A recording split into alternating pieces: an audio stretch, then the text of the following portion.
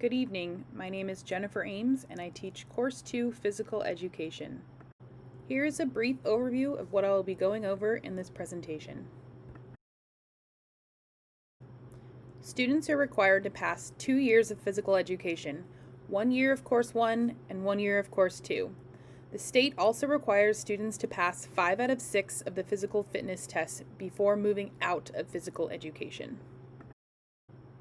In Course 2, or PE2, students should have passed 2 semesters of Course 1. They will participate in and demonstrate knowledge of the following units during distance learning. Team sports, there are some sample sports listed below, and fitness activities.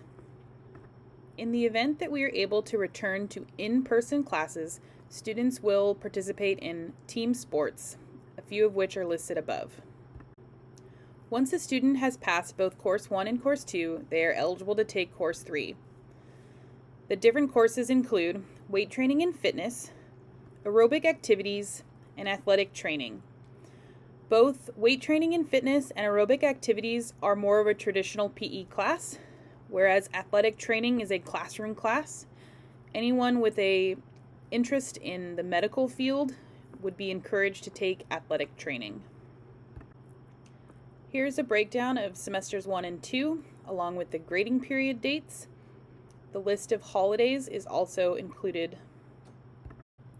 Students are graded on the following items: daily participation, skills tests if we return in person, written tests if we return in person, fitness, binder organization, there's an e-binder as well as if we return in person, a physical binder, written work, social responsibility, and sportsmanship. How can your student be successful in physical education? The biggest thing is being on time and in Zoom meetings. They should be dressed in proper athletic attire, which I will go over a little bit later in the presentation.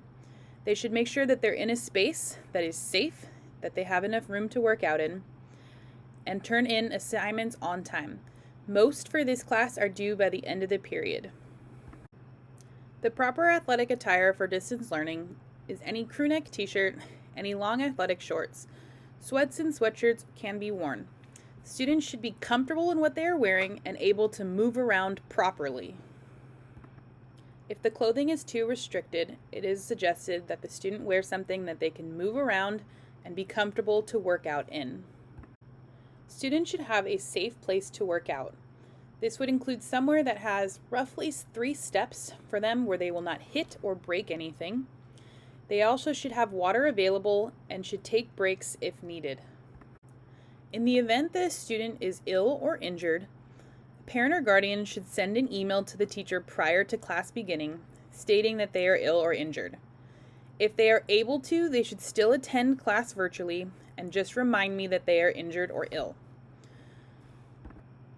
Any condition or injury that will require a student to be out for more than 2 online sessions will require a doctor's note. The doctor's note should state what the student is physically able to do. If a student brings a note that says no physical education, it will not be accepted and they will receive zeros for each day. Students should have already filled out any previous injuries or conditions on their introduction survey.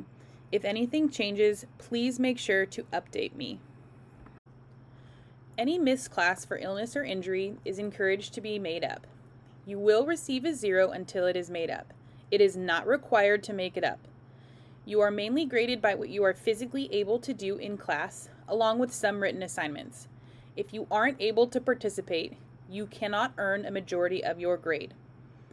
This will be true for distance learning and in-person learning. Again, it is not required to make up any missed work, however, it is strongly encouraged. In order to avoid any medical emergencies, I highly recommend that somebody is home with the student during their class workout. If they are home alone, I highly encourage them to remain on the Zoom meeting with their camera on, so if any situation happens, I can call for help.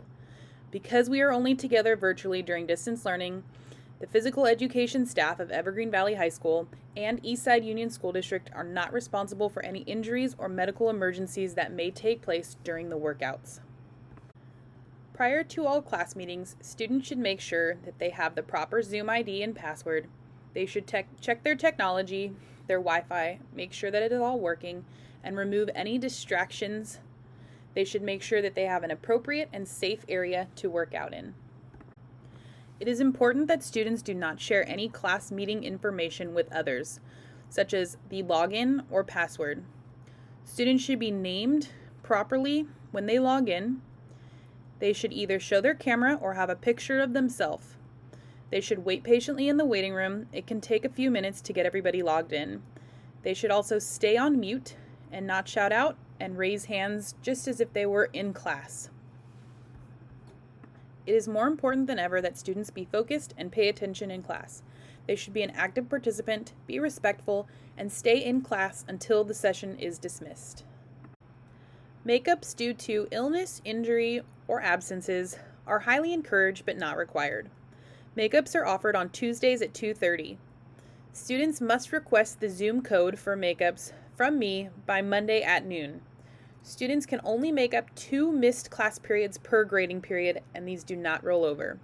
Students must attend the makeup of their teacher, so my students can only attend makeups that are hosted by me.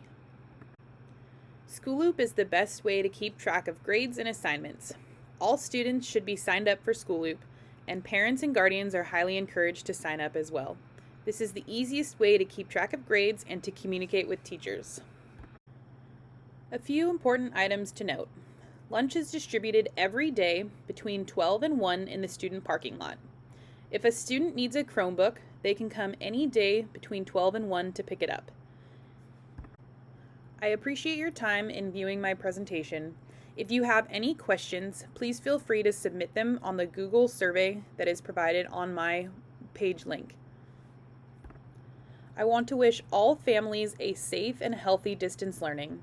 I truly hope that very soon we are back in person and I can meet and guide these students in person.